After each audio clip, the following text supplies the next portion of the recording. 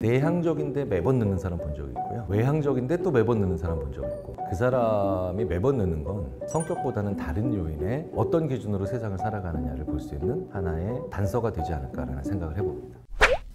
안녕하세요. 인지심리학자 김경일입니다. 인지심리학을 설명하는 법은 굉장히 여러 가지가 있는데요. 오늘은 인지심리학을 상수와 변수를 잘 정리해서 보여드리는 심리학이다, 이렇게 말씀을 드리고 싶어요.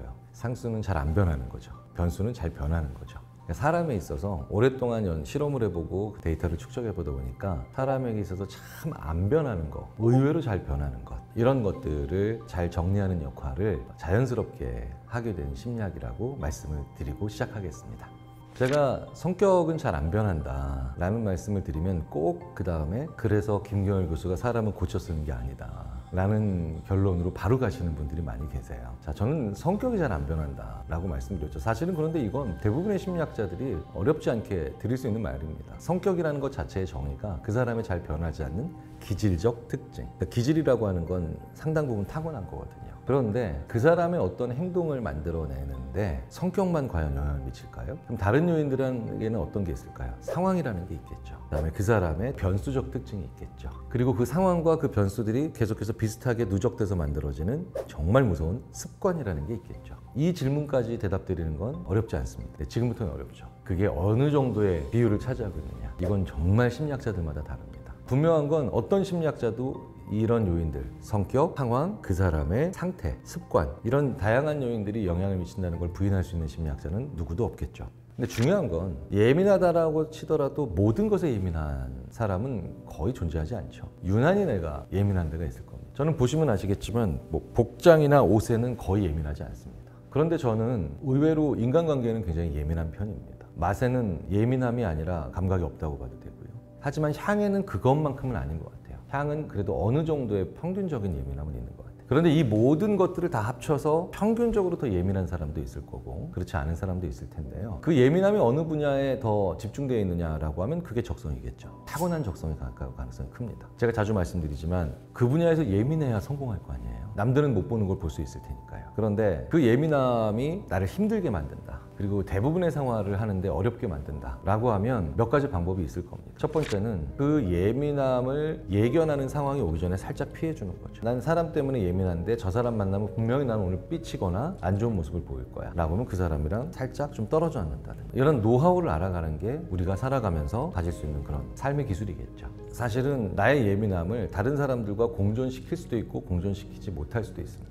어느 곳에 갔는데 여기 냄새가 왜 이렇게 나빠, 구려, 고약해 라고 하면 평가적 언어를 쓰는 거죠. 그런데 여기 냄새는 마치 시골 농장 온 것 같아, 이렇게 언어를 훨씬 더 중립적으로 붙이는 것은 가능하죠. 이것 역시 사회적 기술이에요. 제 자동차가 이제 아내가 지저분한데 그분이 제 차를 타더니 역시 김 교수 성격대로 참 자동차도 자유스럽구만. 이게 왜 중요하냐면요, 나는 내가 느낀 것을 표현했어요. 그런데 상대방이 불쾌하지 않아요. 이러면 상당히 윈윈에 해당하는 말이 됩니다. 예민한 사람이 자기가 느낀 걸 전혀 표현하지 못할 때 가장 힘들거든요. 그런데 표현을 어떻게 하느냐는 전혀 다른 문제입니다.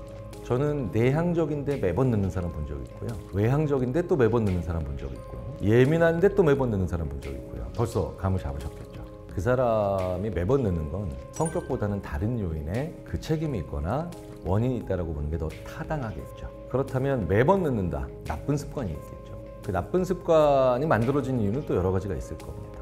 근데 그 다음엔 분명한 게 있어요. 성품이라는 게 있어요. 그 성품이 바로 뭐냐? 늦고 난 다음에 한 그 사람의 행동이겠죠. 안 늦으려고 최선을 다하는 사람이 있는데 늦었어요. 여기에서 또 다시 성품에 따라 행동은 갈립니다. 정말 늦기 싫은데 그럼에도 불구하고 늦었어요. 그때 죄송합니다, 늦었습니다. 제가 조금 더 일찍 출발을 했어야 되는데 꽤 괜찮은 성품이네요. 진짜 누가 약속 장소를 여기로 잡은 거야. 물론 자기가 늦지 않으려고 최선을 다했는데 늦으니까 당황했고 이 상황 자체가 싫겠죠. 그런데 여기서 누가 약속 장소를 일로 잡은 거야 라고 하면 지금 성숙하지 못한 그런 자세를 보이는 거죠. 저한테는 이런 모습이 당연히 있으니까 제가 말씀을 드릴 수 있는 거고요. 그래서 핵심은 그 사람의 성격은 잘 안 변하는 건 분명하지만 성격을 설명할 수 있는 건 의외로 그렇게 많지 않다라는 거, 우리가 이걸 이해하는 것이 되게 필요합니다. 오히려 성격이라고 하는 건 그 사람한테 이것만큼은 정말 아니다, 그 좁은 범위를 알아내는데 오히려 써야 되는 게 아닌가 싶기도 해요. 저는 고등학교를 걸어서 다녔습니다. 그러니까 가까운 편에 해당했죠. 지각은 한 번도 안 했습니다. 3년 내내. 굉장히 성실했다고요? 한 번도 일찍 간 적 없습니다. 왜냐면 저는 제가 집에서 학교를 가는데 걸리는 시간에 편차가 적거든요. 버스가 늦게 온다 혹은 길이 막힌다 이런 변수가 거의 없었죠. 저는 집에서 나와서 학교까지 신호등 1개라는 변수밖에 없었습니다. 신호등 1개라는 변수는 많이 만들어내야 1분의 편차를 만들어내겠죠. 그래서 저는 지각도 한 번도 안 했지만 굉장히 일찍 간 적도 한 번도 없습니다. 집에 먼 사람들은 지각한 경험도 많지만 이런 경험도 많이 하셨다 그러더라고요. 거의 1등으로 출근했어. 그래가지고 회사 문 열고 내가 들어간 거야. 편차가 심하죠. 집이 가까운 사람이 매번 늦는다는 건 그 편차에 어디를 받느냐에 따라 달라지는 거예요.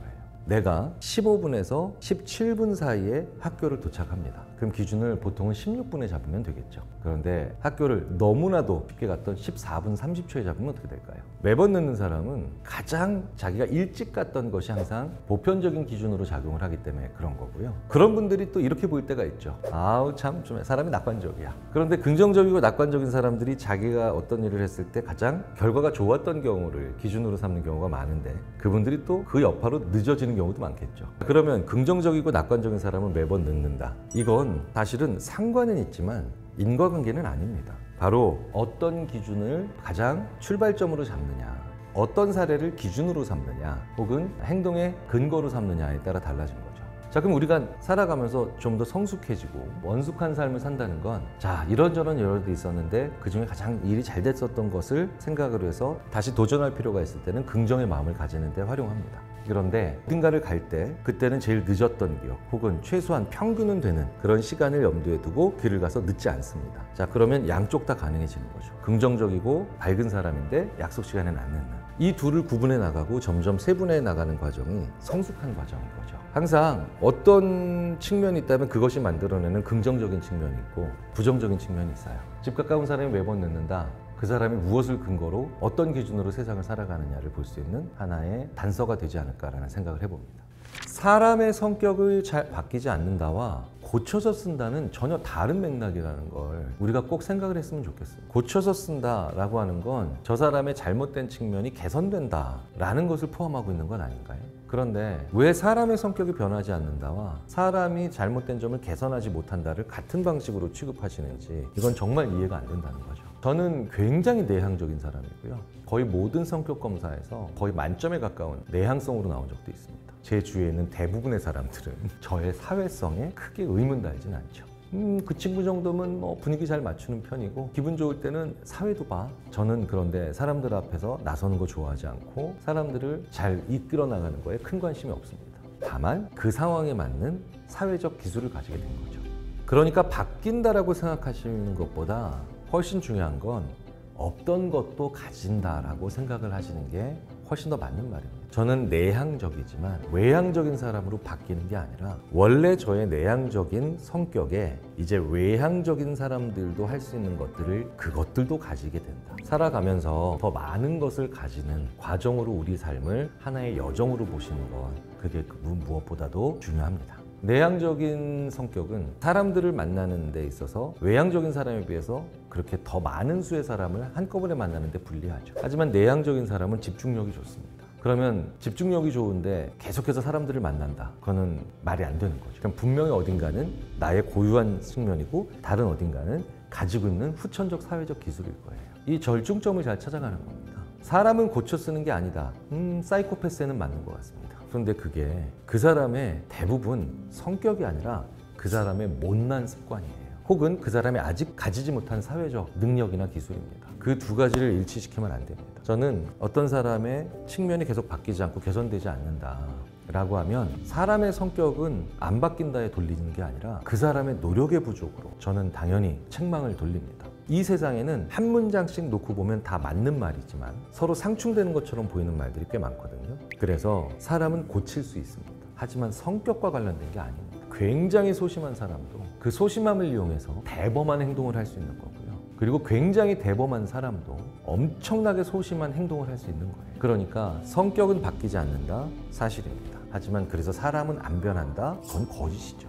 자, 그렇다면 사람을 바꾸게 만들 수 있는 그런 요인들을 서로가 찾아야 되죠. 여기서 중요한 건 내향적인 제가 외향적인 사람들처럼 행동하거나 그렇게 노력하지 않아도 가질 수 있게 되는 그런 것들을 후천적으로 가지기 위해서 저는 어떻게 했어야 될까요? 바로 자꾸 할 수 있는 것들을 여러 번 하는 겁니다. 내향적인 사람이 그래 나도 이제 좀 외향적인 사람처럼 사람들을 이끌고 통 크게 나가볼 거야 라고 하면서 5,000명 앞에서 사회보면 어떻게 될까요? 좌절이 오죠. 저도 그런 좌절 많이 경험해 본 적이 있습니다. 2명 앞에서 얘기하고 5명 앞에서 얘기하고 7명 앞에서 얘기하고 그들은 한 번에 갈 수 있는 징검다리지만 나는 그 가운데 징검다리가 서너 개 혹은 심지어 7, 8개 있으면 되겠죠. 아 너무 불리한 거 아니냐? 말씀드렸잖아요. 저에겐 집중력이 있으니까.